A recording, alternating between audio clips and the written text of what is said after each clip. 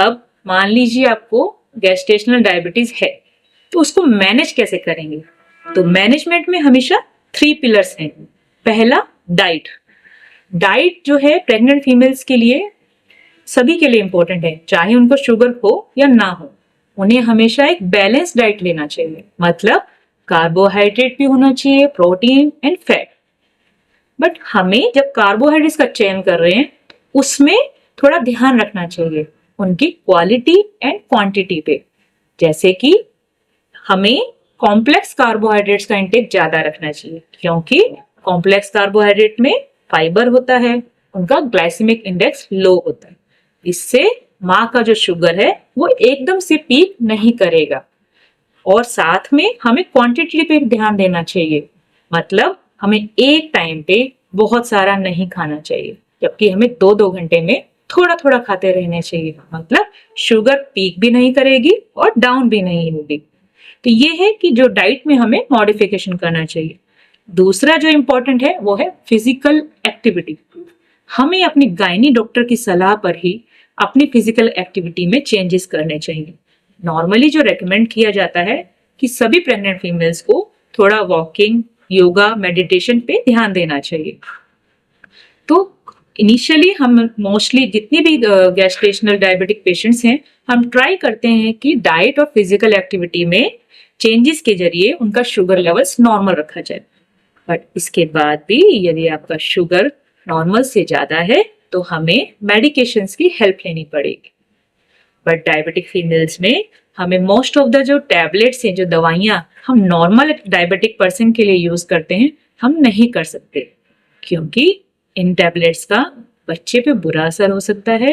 दूसरा, इन टैबलेट्स से माँ का शुगर डाउन भी हो सकता है, जो कि बहुत डेंजरस हो सकता है।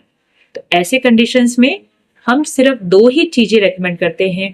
पहला है मेटफॉर्मिन। मेटफॉर्मिन टैबलेट पूरी तरह प्रेगनेंसी में सेफ है। ये एक इंसुलिन सेंसिटाइजर है, इसीलिए हम इनिशियली ट्राई करते हैं कि आपका शुगर मेटफॉर्मिन से कंट्रोल हो जाए। पर जब वो नहीं होता तो हमें अल्टीमेटली इंसुलिन आपको देना पड़ता है, और इंसुलिन प्रेगनेंसी में बिल्कुल सेफ है। नॉर्मली जो हम पेशेंट्स का शुगर मॉनिटर करते हैं, उसके बेसिस पे हम आपको 2 बार या 4 बार इंसुलिन रेकमेंड करते हैं, और उसका डोज को इंक्रीज और डिक्रीज भी कर सकते हैं। तो ये था कि हमें कैसे मैनेज करना चाहिए।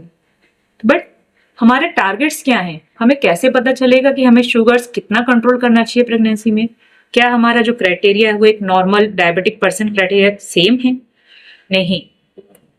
प्रेगनेंसी में टारगेट्स नॉर्मल डायबिटिक पर्सन के टारगेट से डिफरेंट है। प्रेगनेंसी में ये रेकमेंड किया जाता है कि आपकी खाली पेट की शुगर 95 या उससे कम होनी चाहिए। 1 घंटे बाद की शुगर 140 से कम होनी चाहिए, और 2 घंटे बाद की शुगर 120 से कम होनी चाहिए।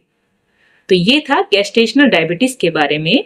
एक बार हम फिर से समराइज करते हैं कि गेस्टेशनल डायबिटीज जो है वो प्रेगनेंसी में होने वाली डायबिटीज है, जो प्रेगनेंसी के हार्मोन से होती है। बट ये कुछ हाई रिस्क कैटेगरी फीमेल्स में होने के चांसेस ज्यादा हैं, और ये इसीलिए होती है क्योंकि प्रेगनेंसी में होने वाला जो इंसुलिन रेजिस्टेंस है वो नॉर्मल से ज्यादा हो जाता है। तो इसे डायग्नोसिस करने के लिए हमें 6 से 7वें महीने के बीच में स्क्रीनिंग टेस्ट करना चाहिए, और यदि आपका टेस्ट पॉजिटिव है तो अपने डॉक्टर की सलाह पर अपनी लाइफस्टाइल में चेंजेस करने चाहिए, और जरूरत पड़ने पे मेडिकेशंस की हेल्प लेनी चाहिए।